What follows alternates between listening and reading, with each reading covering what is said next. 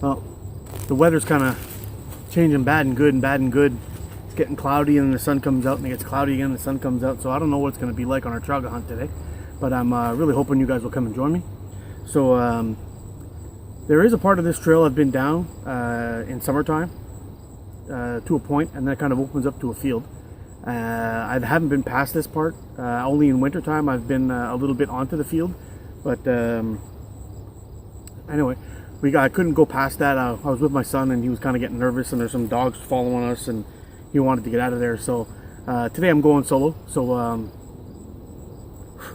mosquitoes are getting me, boy. Whew.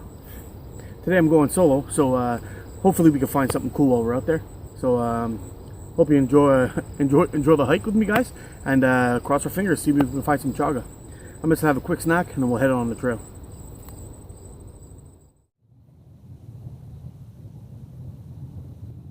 Alright guys, I don't know if you can see behind me, but right up here I've got a bunch of birch trees on a slope near water. And one thing I have noticed while I'm out looking for chaga and things is I've had my most success finding chaga on birch trees on slopes near water. So I think we should take a moment, climb up there and see if we can find something cool.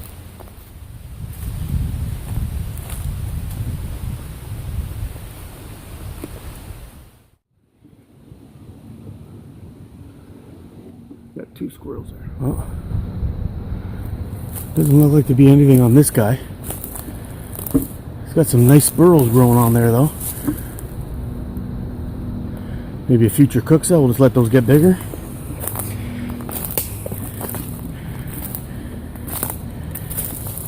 Oh, what do we got here? Ugh. Some kind of dirt and rot. But no chaga that I could see. But definitely full of burrows. I wonder if anybody's home. Look at all the burrows growing on this guy.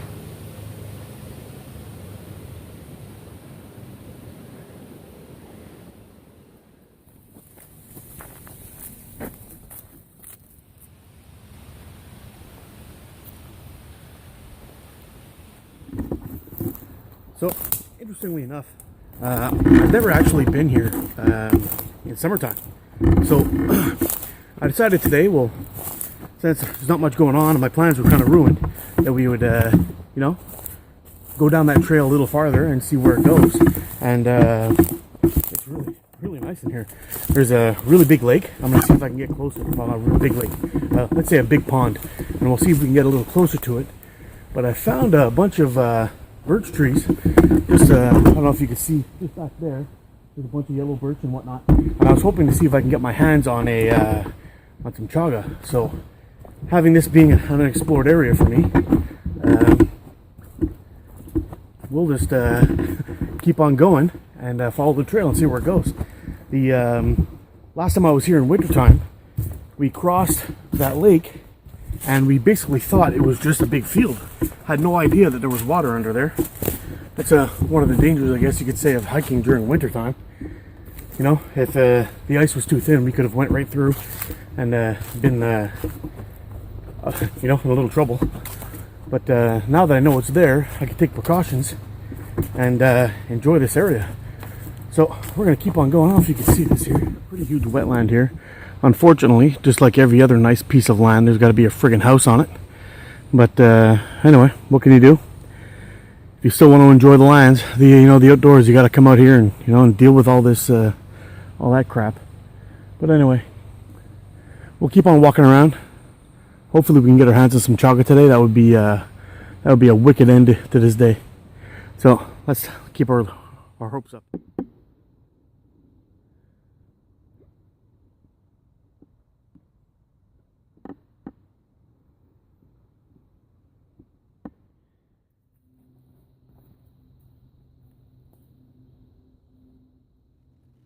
Well, it appears we're in luck, guys. I just got to see if I can find myself a nice long branch where I can knock a chunk of that off and we can bring some home. But anyway, I'll keep you posted. It's kind of hard to tell from here, but that might look promising. Let's go take a closer look. Now this kind of sucks. We found a giant chunk of chaga.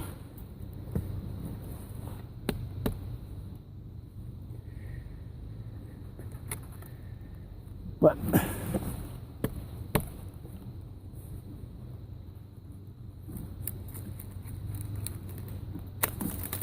oh, that one seems to be good still.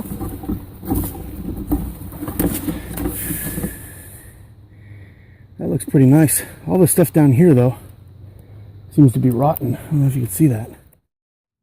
There we go. Here's a nice little piece of chaga. We'll put that in the pocket for the walk home. But hopefully we'll be able to find some more.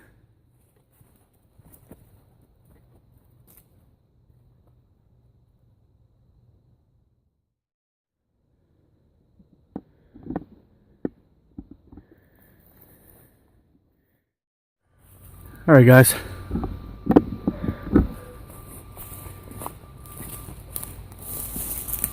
Hopefully you can see that big bad boy, the chaga, just sticking right off the back end of that. So I'm gonna walk around the top of this and see if I can knock that guy off. That's a really nice piece. Let's harvest that.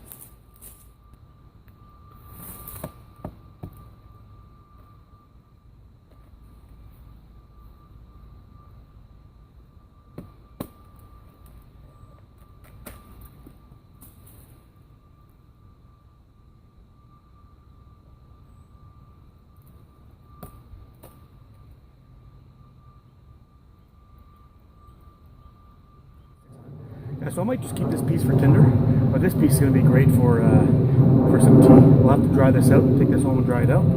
But we're going to keep on walking around and see if we can get some more luck. But I think this is where our dry bag's going to come in handy. Let's take it out and pack it away. So I just want to give you guys a quick look at how to identify chaga if you don't know what it looks like. So inside of chaga, you're going to have what looks like a burnt exterior. You'll see chunks of bark from the tree. The specific tree that we got this off of was yellow birch, and when you break it off, the insides can be anywhere from yellow to orange to like a golden brown, and that's what the color of this one is. So we're gonna pack this one away, and I'll show you the one that we found a little earlier. This is the other one we found a little earlier. You can see the difference in color. This one's a little bit more yellow. This one's a little bit more woody brown. But make excellent tea, and they have good medicinal properties. So you'll have to do your homework on that. But check it out, man. For those of you who like amadou, this tree is the mother lode of it. Check around the backside. Look at that. It looks like a lot of it's rotten. I got tons of it at home, so I'm not going to bother with this batch, but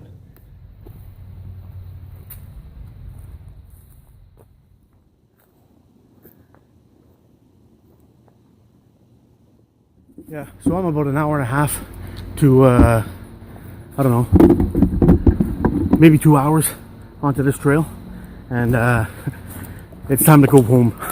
We've picked our chaga, and it's time to get out of here.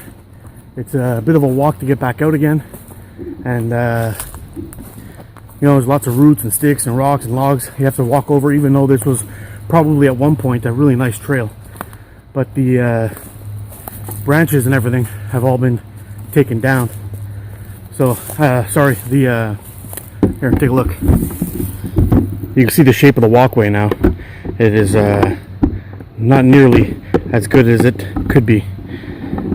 And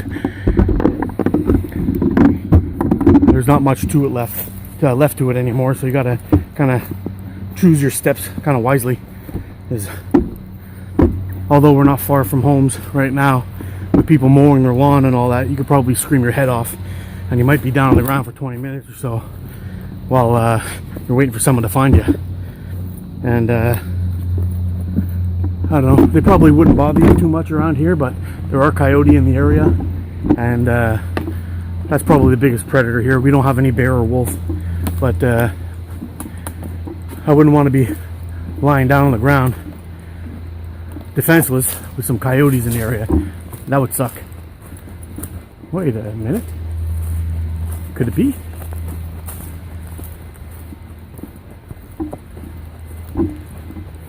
I think we found some more. Yep.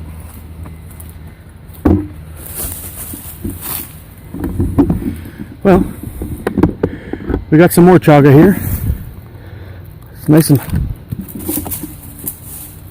firm, rolling down the hill. Dry, at least this one. We'll take some of this too. We'll leave some of it so it'll grow back. I'll go get that piece that I fell down the hill there.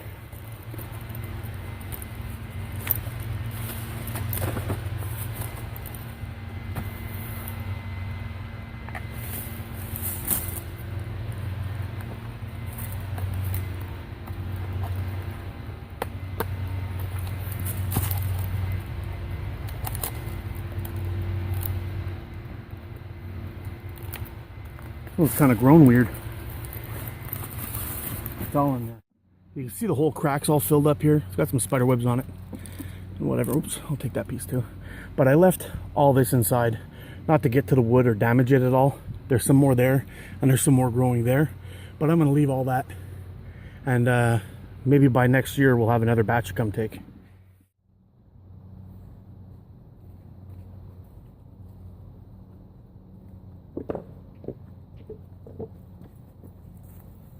Before we head out, I just want to give you guys a quick tip. When you're learning wild edibles, in your area, depending on how many poisonous plants you have, in my area there's only about 10. So I'm trying to learn those first before I start really start eating things, so I'll be able to identify the things that can kill me before I start eating the things that are good for me. So I really don't want to make any mistakes and then find myself in the hospital or worse. So you know, when you're starting out, buy a couple of books, do some studying. But even if you think you're 100%, always try to get 2 or maybe 3. You know, like checking 3 different resources. So a lot of times, what I'll do is I'll go and pick something, or I'll take a bunch of photos of something. You know, like the stem, the leaf, whatever it is, or the mushroom, top, bottom, from the ground, from the top, the cap, everything. And I'll even take a sample sometimes, and I'll bring it to a garden center, or we call them pepinières up in Quebec. If you could find one and have somebody help you identify it, and then it can confirm your you know, your studying or your research, and then find another book that will confirm that, just to make sure that you're not eating something poisonous. Things in the carrot family, whatever, and mushrooms can be very deadly. So you really have to look out for one of those things, or for those things anyway. But chaga mushroom, it's pretty much, you know, if you find something that's really woody, that looks like it's burnt, that's kind of yellowy orange on the inside, and it grows on birch trees, you're pretty much safe. Although you can find it on some other trees, but for the most part, if you're going to find it, you'll find it on birch. But anyway, just a quick disclaimer: if you're going to go and look for these kind of things, you know, really make sure that you can identify what you're picking before you eat it, just to keep yourself safe. So let's head on out.